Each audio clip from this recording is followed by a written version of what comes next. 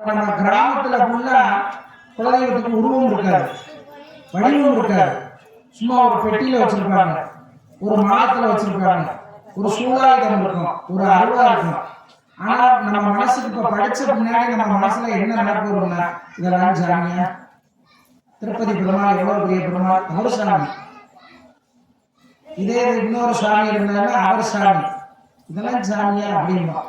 ஆனா பஞ்சாயத்துன்னு குடும்பத்துக்குள்ள வரும்போதுதான் இங்கடா இருக்க குலதெய்வம் அப்படின்னு தேடி கண்டுபிடிச்சு பார்த்தா ஒரு சின்ன 3 செங்கல்ல ஒரு மாலை இருக்கும். அதான் குலதெய்வம். அதுக்கு தேவ பிரசன்னம்னு வைப்பான். தேவ பிரசன்னம் வச்சு, சூரிய பிரசன்னம் வச்சு, எங்கிட்ட ஒருத்தர் அருள்வாக்கு வந்து சொல்லி எங்கிட்ட கண்டுபிடிச்சு வந்தா ஒரு 4 இடம் கூட இருக்காது. அதுலதான் இந்த குலதெய்வம் இருக்கும். ஆனா அந்த குலதெய்வத்தை கும்பிட்டு அது காலில் விழுந்து ஆசீர்வாதம் வாங்கிட்டு போன பின்னாடி எவ்வளவு கஷ்டம் இருந்தால் அடுத்த நிமிஷம் அந்த கஷ்டம் எல்லாம் மாறி போடும். இது ஏன் அப்படின்னா அதுதான் அதோட வலு, அதுதான் அதோட சக்தி. அதனால அதை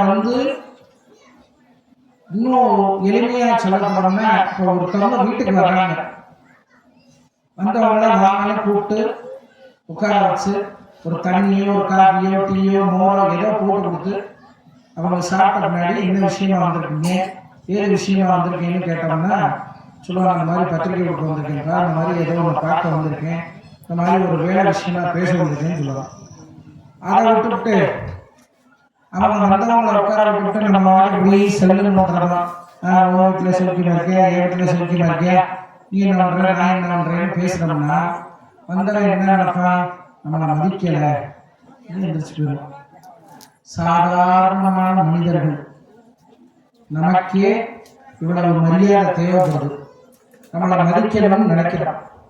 ஆனா நம்மளை மட்டும் இல்லை, நம்ம அப்பாவை, நம்ம தாத்தாவை, நம்ம பூட்டனை, நம்ம பாட்டனை 7 தலைமுறையை காத்து நிற்கிற ஒரு தெய்வத்துக்கு கும்பாபிஷேகம் பண்ணக்கூடிய புண்ணியம் யாருக்கு வந்திருக்குன்னா, ஏதோ ஒரு தலைமுறையில செஞ்ச புண்ணியம் நமக்கு வந்திருக்கு.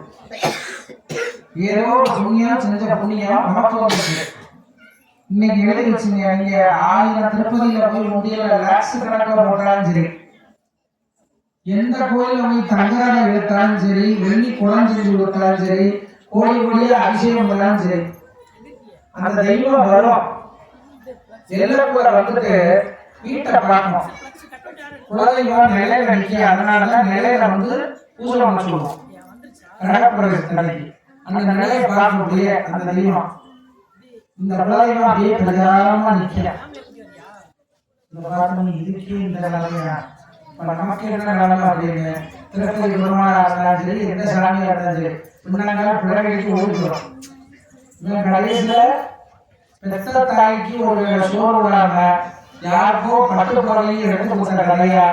இந்த குலதெய்வத்தை கவனிக்காம நீங்க எந்த கோயில போய் எவ்வளவு பூஜை பண்ணாலும் சரி பலன் கிடைக்காது. அதனால குலதெய்வங்களுக்கான ஸ்தானங்கிறது வடிவம் இல்லாம கூட இருக்கும், உருவம் இல்லாம கூட இருக்கும், பெரிய பெரிய பிரம்மாண்டமான வழிபாடுகள் இருக்காது. ஆனா நினைச்ச மாத்திரத்துல நம்ம உடம்புலையோ நம்ம எதிர்த்தாப்பி இருக்கிறவங்களையோ மேல பதில் சொல்லிட்டு வரும். இதுதான் உங்க பஞ்சாயத்து, இதுக்கு நீ பண்ண நடக்கும் அப்படின்னு சொல்லக்கூடிய ஒரு தத்துவமான விஷயங்கள்லாம் எங்க நடக்கும்னா குலதெய்வத்துல தான் நடக்கும். அப்ப வந்தவங்களை வாங்கன்னு சொல்லி இருக்க வச்சு கேட்கிற நமக்கே இவ்வளவு மரியாதை தேவைப்படுதுன்னா, இத்தனை தலைமையும் காத்து நம்மளையும் காத்து இனி வரக்கூடிய வருஷத்தையும் காக்கக்கூடிய தெய்வத்துக்கு நம்ம எவ்வளவு இம்பார்ட்டன்ஸ் கொடுக்கணும், முக்கியத்துவம் கொடுக்கணும். ஏன்னா அது யாருன்னா நம்ம குலத்தில் தோன்றிய ஒரு பெண் தான். காமாட்சின்னு பேர் இருக்கலாம், ஆனா காஞ்சிபுரத்தா கிடையாது. உங்க குலத்தில் தோன்றி மறைந்த ஒரு அம்மா தான். ஏன்னா காமாட்சி அம்மால இறங்காது. உங்க குலத்தில் தோன்றி மறைந்த ஒரு பெண்ண தனக்கான ஒரு பெண்ணை அந்த குலத்துல எதிர்பார்த்து இறங்கிடும். அதே மாதிரி சுவாமி கலப்பன சுவாமினா நம்மளுடைய முன்னோடு, அவங்களே நம்ம உடம்போட கணக்கிட்டே இறங்கி பதில் சொல்ல முடியும். நம்ம அழுது மன்றாடி மண்டிட்டு என்னையே இப்படி வச்சுக்கிறேன்னு கேட்ட மாத்திரத்துல ஒரு பள்ளி கோழி இருக்கும், ஒரு பூ கீழே வரும், இதே மற்ற கோயில நீங்க நின்று கேட்டு பாருங்க, எவ்வளவு மன்றாட வரும். ஆனா நீங்க வந்து ஒண்ணும் இல்லை, ஒரு விளக்கு ஏற்றி ஒரு மண்டிட்டு, அம்மா இவ்வளவு கஷ்டமா, நான் உன்னை தவிர காப்பாற்றுறதுக்கு எனக்கு வேற ஆள் இல்லை அப்படின்னு சொல்லி பாருங்க, ஏதாவது ஒரு வழியில 48 நாள்ல பலன் கிடைக்கும். சத்தியமான உண்மை. அப்ப அந்த தெய்வத்தை நம்ம என்ன பண்ணணும்னா முடிஞ்ச அளவுக்கு கொண்டாடணும். இப்ப நம்ம எத்தனை நேரம் அதுக்காக செலவழிக்க போறோம்? ஒரு 2 மணி நேரம் நடக்க போகும், நாளைக்கு காலையில் நடக்க போகுது, நாளைக்கு சாயந்தரம் இந்த டயர் இப்படி வந்து உட்காரணும்னா இல்லை, யாராவது எவ்வளவு வரும் ஊரை பக்கம் கிளம்பிடுவோம், இல்ல அடுத்த வேலை பார்த்து கிளம்பிடுவோம். அப்ப இந்த நேரமும் இந்த காலமும் கிடைச்சிருக்குன்னா நம்ம புண்ணியத்தை சேர்த்துக்கிற நம்ம பரம்பரை. இன்னைக்கு பணத்தை எத்தனையோ பேர் சேர்த்துக்கிறான், சேர்த்து வைக்கிறவங்களால நல்ல சாப்பாடு சாப்பிட முடியல, சாப்பிடணும்னு நினைக்கிறவருக்கு பொருள் இல்லை, சாப்பிட முடியாத பொருள் இருக்கு. ஆனா ஒழுங்கான வழிபாடுகளை செய்து கொண்டு இருக்கிறவங்களுக்கு எத்தனை வயசானாலும் நீங்க அதிகமாக தான் இருக்காங்க, எந்த குறையும் இல்லை. எவ்வளவோ வேற வேற பழக்கங்கள் இருந்தாலும் கூட நல்ல கம்பீரமாக தான் இருக்காங்க. காரணம் இந்த இறை அனுக்கிறோம், கூடவே இருந்து காக்கக்கூடிய அந்த இறை அனுக்கிறோம். அப்ப அந்த தெய்வத்துக்கு என்ன செய்யணும்?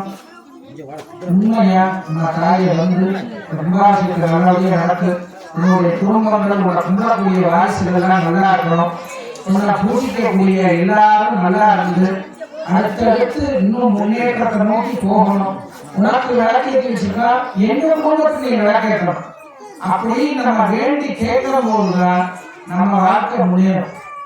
அதை விட்டு இந்த இடத்துல வந்து இந்த சத்தியமா சொல்றேன், இந்த குலதெய்வ சன்னிதானத்துல நம்ம உதிர்க்கக்கூடிய ஒவ்வொரு வார்த்தைக்கும் ஒரு பலன் உண்டு. ஏன்னா கேட்டுக்கிட்டே இருக்கும், ஒவ்வொரு வார்த்தையும் ஒவ்வொரு விஷயத்தையும் கவனிச்சுக்கிட்டே இருக்கும். அப்ப நம்ம எந்த அளவுக்கு இருக்கிறோமோ அந்த அளவுக்கு முன்னேற்றம் இருக்கும். நீ கும்பாபிஷேகம்னா எல்லாரும் என்ன வச்சுருக்கோம், நிறைய வந்துச்சுன்னா கும்பாபிஷேகம் வந்துருச்சு, அப்படி கிடையாது. ஒரு தெய்வம் இந்த மனக்குள்ள வந்து எழுந்தவழி உட்கார்ந்துச்சுன்னா கல்யாணமாகாம இருக்கிறவங்களுக்கு கல்யாணம் ஆகும், ஆண் வாரிசை எதிர்பார்த்து இருக்கிறவங்களுக்கு ஆண் வாரிசு கிடைக்கணும், தொழில் முன்னேற்றம் இருக்கிறவங்களுக்கு தொழில் முன்னேற்றம் கிடைக்கணும். வீட்டுல கஷ்டம் கமலை என்னைக்கு பார்த்தாலும் நல்ல நாள்ல ஃபுல்லா பிரச்சனை, வெள்ளிக்கிழமை நாள்ல ஃபுல்லா பிரச்சனை வந்து வீட்டுல எந்த வீட்டுல பெண்கள் எல்லாம் கண்ணீர் வடிச்சு கஷ்டம் சூழல்ல இருக்கிற நிலைமை எல்லாம் மாறணும். இது மாறணும்னா தெய்வம் அப்பதான் உள்ள வந்து உட்கார்ந்துன்னு அர்த்தம். அதை விட்டு கடையில வந்துச்சு ஆகா ஓஹோல கிடையாது. உண்மை என்னன்னா இந்த அங்காய் பொங்காய்களுக்குள்ள இந்த விஷயங்கள் அடுத்தடுத்து நடக்கும். அப்ப நடக்கணும்னா எங்களுக்கு வந்து எப்படின்னா இந்த கும்பாசியம் கட்டணுமா அடுத்த மூட்டை இன்னொரு கும்பாசியம் பார்த்துட்டு இருக்கோம். ஆனா உங்களுக்கு அப்படி இல்லை, இந்த கும்பாசியத்தை நீ காட்டணும்னா உங்க தலைமுறையில யாரோ பண்ண புண்ணியம் நீங்க இந்த அம்பாவுக்கு ஒரு மனையை எடுத்து வச்சு ஒரு கோபத்தை கொண்டு வர்ற அளவுக்கு நீங்க புண்ணியம் பண்ணியிருக்கீங்க. எத்தனையோ பொருள் இன்னைக்கு உள்ள காலத்துல ஒருத்தர்கிட்ட போய் ஒரு பொருளை வாங்கி நடத்துறதுங்கிறது பெரிய விஷயம். அந்த காலத்துல மன்னர்கள் தான் கோயிலை கட்டினான், இன்னைக்கு மன்னர்கள் இல்லை, நம்ம வந்து மன்னர்கள் தான். ஏன்னா இன்னைக்கு ஒரு கோயிலை கட்டி கும்பாசியம் பண்ணியாச்சுன்னா அது பெரிய விஷயம். அப்படின்னு நம்ம எல்லாம் பண்றோம். அதுக்கு ஒரு புண்ணியம் நமக்கு வேணும், அந்த புண்ணியம் நமக்கு கிடைச்சிருக்கு. அதனால நல்லா பிரார்த்தனை பண்ணி நான் தாயை வரணும், என் குடும்பத்துல இத்தனை சிக்கல் இருக்கு, என்னுடைய சொல்லிலையும் என்னுடைய விஷயத்திலையும் என் உடம்புலையும் இவ்வளவு சிக்கல் இருக்கு, முன்னத்தவரை யாரும் இதை நீக்கவே முடியாதுங்கிற எண்ணத்தோடு நம்ம கும்பிட்டா மட்டும்தான் நடக்கும். அதை விட்டுட்டு இங்க வந்துட்டு இந்த நேரத்துல இந்த ஒரு 2 மணி நேரம் நம்ம வந்துருப்போம். அதுக்கப்புறம் நம்ம வந்து பேசிட்டு சொல்லுவாங்க சேரணும் பேசிட்டு நம்ம ஜாலியாக இருக்கப்போம். எப்போ பார்த்தாலும் பேச்சுன்னு இருந்தோம்னா அது என்ன நம்மளை மதிக்கல, இத்தனை பேர் வந்து நம்மளை மதிக்கல. ஏன்னா இதெல்லாம் வந்து ரொம்ப மரியாதைக்குரியவங்க. நம்ம வீட்டில் நம்ம அம்மாவையே வந்து அம்மாவை கூப்பிடுறதுக்கு ஒரு அவமரியாதையான வார்த்தைன்னு சொன்னா என்ன பண்ண எடுத்து பக்கத்துல இருக்கிறத மூஞ்சிக்கணும். நம்ம அம்மாவே இப்படி நினைக்கும் போது அவள்ல இருந்து எத்தனையோ தலைமையை காட்டவா அப்படின்னு நடக்கா. அப்ப நம்மளுக்கு அனுக்கிரகம் பண்ணுவாளா? பாடி உன்னை எங்கேயாவது பார்த்துக்கிறேன், இன்னைக்காவது ஒரு தருணத்துல உங்களை வச்சு பார்க்க வேண்டியதான் நடக்கணும். நம்ம மனசை அவருக்கு செலுத்தி வைக்கணும். இன்னும் உதாரணமா சொல்லணும்னா, வீட்டுல மழை பெய்யுது, நல்ல மழை பெய்யுது, அந்த நாள்ல எல்லாம் இந்த பக்கம் முற்றம் வைத்து கட்டக்கூடிய வீட்டு பழக்கம் இருக்கும். இப்பதான் முற்றம் நாள் என்ன தெரியாது, முற்றம் நாள் என்ன தெரியாது, திண்ணை நாள் என்ன தெரியாது உள்ள பிள்ளைகளுக்கு. அப்ப முற்றம் வைத்து வீடு கட்டும்போது பாட்டி வந்து வயசான பாட்டி வந்து பேட்டியை வந்து அண்டாவை தூக்கி முற்றத்துல நல்ல மழை பெய்யுது, அப்பெல்லாம் மழை தண்ணியை பிடிச்சுதான் ஜெயிச்சாங்க. மழை தண்ணியை பிடிச்சுதான் முடிச்சாங்க. இன்னைக்கு காசையே தண்ணியவே காசு கொடுத்து வாங்கக்கூடிய நிலைமைக்கு நம்ம வந்தாச்சு. ஆத்து தண்ணி, ஊத்து தண்ணி, கேணி தண்ணி அப்படின்னு குடிச்ச காலம்லாம் போய், மழை தண்ணி எல்லாம் குடிச்ச காலம் போய், இன்னைக்கு தண்ணியை வந்து காசு கொடுத்து வாங்கக்கூடிய அவலநிலைக்கு கிராமமே வந்தாச்சு. சிட்டிலாம் சொல்லவே வேண்டாம். அப்ப அந்த பாட்டி என்ன சொல்றா, முற்றத்துல வந்து பானை எடுத்து வை, மழை பெய்யுது, நல்லா பெய்யுதுன்னு சொல்ற. சரி பாட்டி சொல்லிட்டாரு அப்படின்னு சொல்லிட்டு பேச்சுக்காரி அண்டாவை காலையை தூக்கி வச்சுட்டா. பாட்டிக்கு மனசுல என்ன, நல்லா தண்ணி சேர்ந்துருக்கு, அதனால ஒரு மாசத்துக்கு நல்ல சாப்பாடு சமைக்கலாம்னு நினைச்சிட்டு இருக்காரு. ஏன்னா கார்த்திகை பக்கம்னா இன்னும் அந்த கவலைகள் உண்டு, மழை தண்ணியை பிடிச்சி வச்சுதான் சமைப்பாங்க. பாட்டிக்கு ரொம்ப சந்தோஷம், ஒரு 2 மாசத்துக்கு நல்ல மழை தண்ணி இருக்கும். காலையில எழுந்திரிச்சு பாட்டி மூஞ்சிலாம் கழுவிட்டு வந்து பார்க்குற பாட்டிக்கு பெரிய ஆச்சரியம்.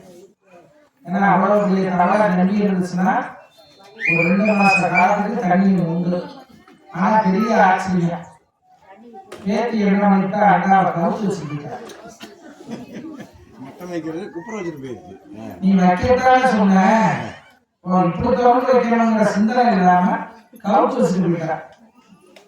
கவுத்து வச்ச பாத்திரத்துல என்ன மழை தண்ணி விழுந்ததுன்னா கீழே போச்சு. அந்த மாதிரி இன்னைக்கு நம்ம மனசை கவுத்து போட்டுட்டு நீ வா வா வான்னா இப்படி வரும். அதுக்கான நேரமா பாத்திரம் திரும்பி இருந்தா தண்ணி விழுந்து மழை தண்ணி நம்பி இருக்கும், 2 மாசம் அருமையான சாப்பாடு கிடைச்சிடும்.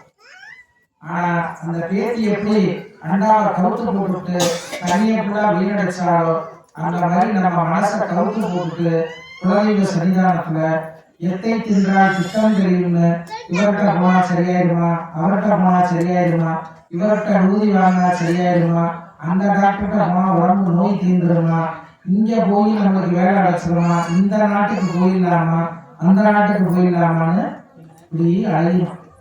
காரணம், நமக்கு வழிகாட்டக்கூடிய ஒரு ஆள் இல்லை.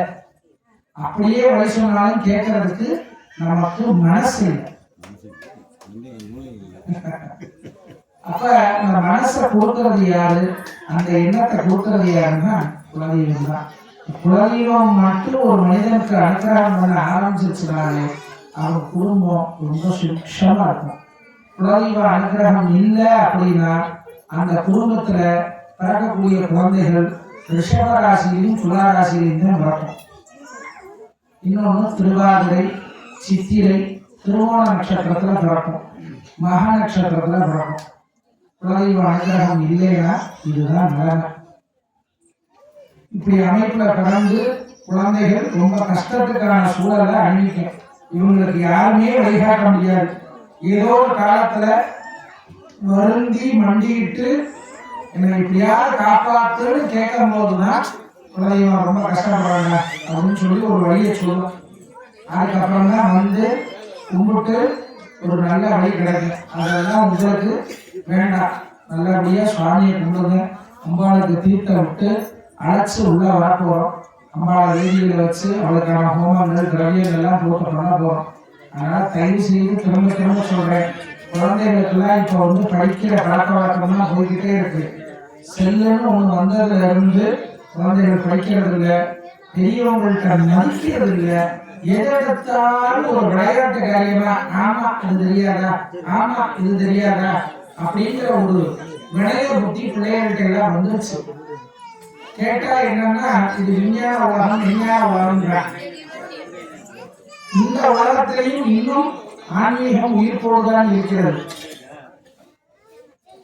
திருநெல்வேலி பக்கத்துல சொரிமுத்தையனார் பாவநாசம் காரையார் கிராமத்துக்கு மேல போனா ஒரு 20 கிலோ சங்கு இருக்கும். அதை எடுத்து மார்புல அடிச்சு ஆடுவார். ஒரு மார்புல ஒரு இது கூட வராது. நீங்க ஒரு சின்ன கல்லு மேல விழுந்தாலும் கூட நம்ம மார்புக்கு வலி வந்துடும், நெஞ்சு வலி வந்துடும். ஆனா ஒரு 30 கிராம் செயின் எடுத்து மார்புல அடிச்சு சாமி ஆடுறார். ஆனா அவருக்கு ஒண்ணும் ஆகாது. அதே நேரத்துக்கு அந்திமானம் சந்திமானம்லாம் திருநெல்வேலி பக்கம் கோயில் இருக்கு. அதே மாதிரி யூடியூப்ல இன்னைக்குதான் எல்லாருக்கும் ஞானம் அறிவுலாம் நிறைய இருக்கு. யூடியூப்ல அடிச்சு பாருங்க, உபரி சுயம்பு பிரம்மசக்தியம்மன் பேரு. அந்த கோயில கடைசி மஞ்சள் பானல் குளித்தல்னு பெரிய அண்டால சுடுதண்ணில மஞ்சள் பொடியை போட்டு பாலை எடுத்து தலையில அடிச்சுப்பாங்க. ஒரு சுடுதண்ணி மேல விட்டாலே கை பொத்து போகும். அவ்வளவு தண்ணி கொதிக்கிற தண்ணி எடுத்து இன்னும் தலையில அடிச்சு அந்த அம்பாளுக்காக அங்கிட்ட அந்த பக்தி சிறப்பையோட தான் இருக்காங்க. அதனால திருநெல்வேலி மாவட்டம் ஒரு பெரிய முன்னேற்றத்தை நோக்கி தான் போய்கிட்டு இருக்கு. அதாவது ஒரு மாவட்டத்தை உயர்த்தணும் தாழ்த்தணுங்கிறது கிடையாது. பக்தி எந்த அளவுக்கு இருக்கோ அங்க மட்டும்தான் முன்னேற்றம் இருக்கும். பக்தி எங்கெல்லாம் குறைந்து தேவையில்லாத எண்ணங்கள் வளர்கிறதோ அந்த குடும்பத்துல அமைதி இருக்காது. அந்த குடும்பம் வந்து பார்க்கறதுக்கு வேணா பகுஷமா இருக்கலாம், ஆனா அங்க நிம்மதி இருக்காது, மகிழ்ச்சி இருக்காது, சந்தோஷம் இருக்காது, முக்கியமா அமைதி இருக்காது. இப்ப பார்த்தாலும் ஏதாவது பிரச்சனை பிரச்சனை பிரச்சனை, ஏதோ ஒரு டென்ஷன் அப்படிங்கிறது இருந்து கொண்டே இருக்கும். அதனால இன்னும் கலியுகத்துல கூட நிறைய தெய்வங்களுடைய அதிசயங்கள் ஆச்சரியங்கள்லாம் கலந்து கொண்டுதான் இருக்கிறது.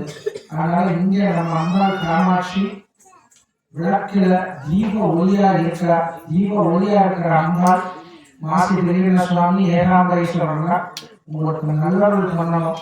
உங்க குடும்பங்கள் உங்க வாரிசுகள் முன்னேற தலைமுறைக்கும் பின்னேற தலைமுறைக்கும் வாழ்வாங்க வாழணும்னு இந்த கும்பாபிஷேகமான நடக்க போகுது. அதனால எல்லாருமே கொஞ்சம் அமைதியா இருந்து நீங்க அடுத்த குடும்பத்துக்காக பிரார்த்தனையே பண்ண வேணாம். தன்பிலே சோழி வேணும் சின்னது ஒரு கடுகு போல் உள்ளம் கொண்டோன்னு புறநானூறுல ஒரு பாட்டு இருக்கு. முதல்ல நம்ம குடும்பம் நம்ம பிள்ளைக நம்ம வாரிசுகள் நல்லா இருந்தாலே முதல் தரமா நம்ம புண்ணியம் பண்ணிக்கணும்னு அர்த்தம். அதுக்கப்புறம் தான் அடுத்த ஊரை பார்க்கணும், அடுத்து நம்ம ஜாதியை பார்க்கணும், அடுத்து நம்ம மதத்தை பார்க்கணும். முதல்ல நம்ம குடும்பத்தை பார்க்கணும்.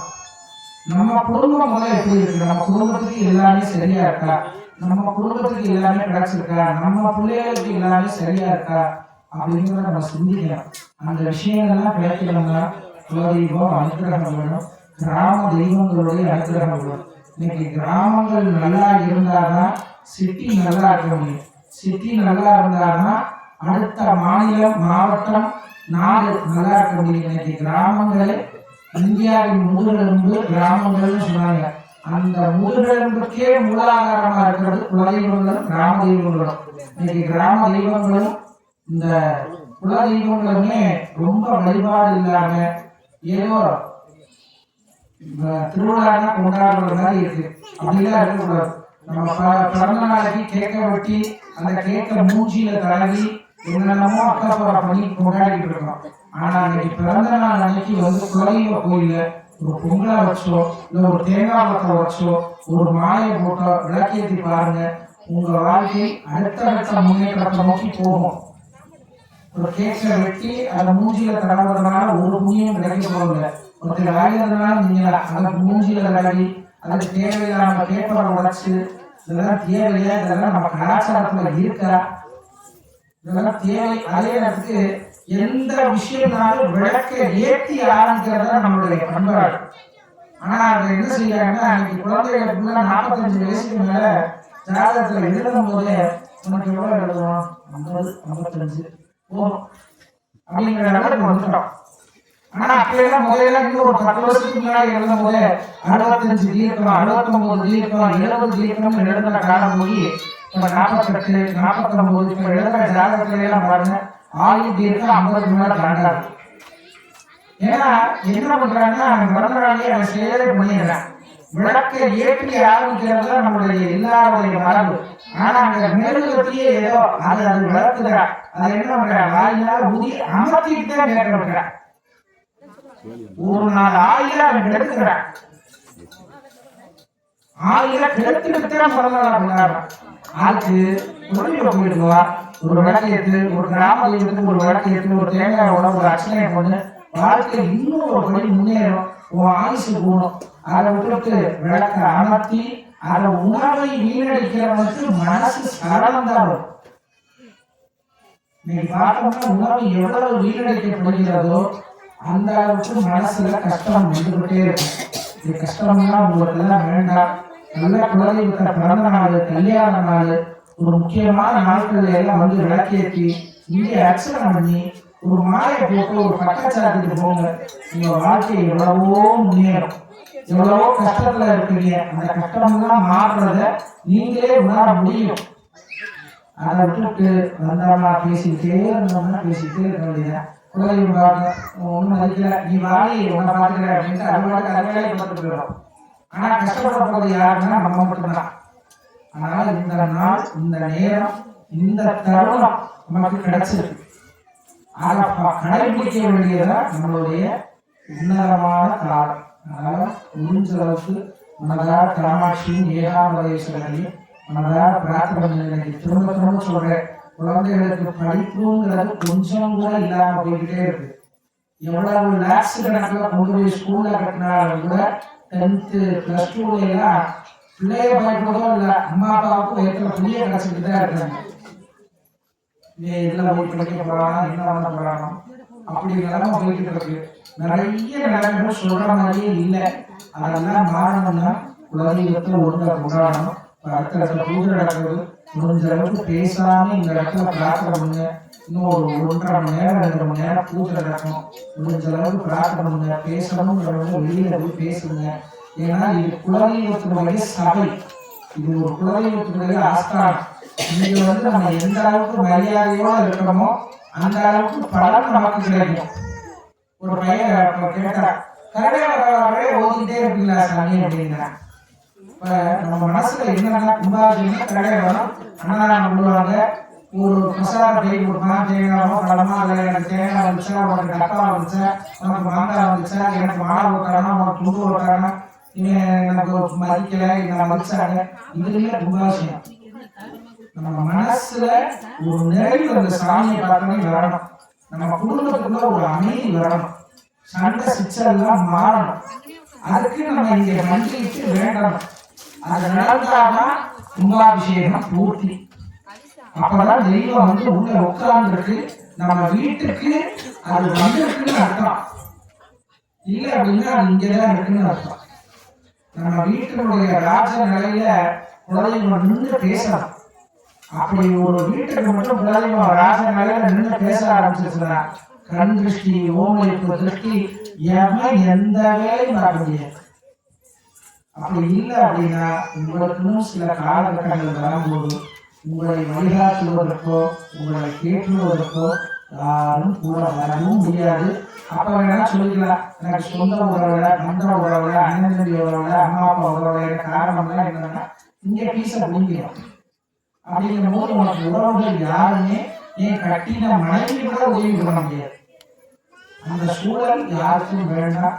நல்லபடியாக தெய்வத்தை பிரார்த்தனை பண்ணுங்க. நல்லதே நடக்கட்டும். உங்களால் காமாட்சி ஏகாம்பரேஸ்வரர் மாசி பெரியண்ண சுவாமியுடைய அனுகிரகத்துல நீங்க எல்லா இடத்துல விட இன்னும் முன்னேறி வரணும். அதனால உங்க பிரார்த்தனை உங்க குடும்பத்துக்கு வழி சேர்க்கணும். உங்களை முன்னேற்றத்துக்கு அந்த இலக்குக்கு அழைத்து செல்லணும்னு சொல்லி இப்ப சோம பூஜைகளானது நிறைவேறும்.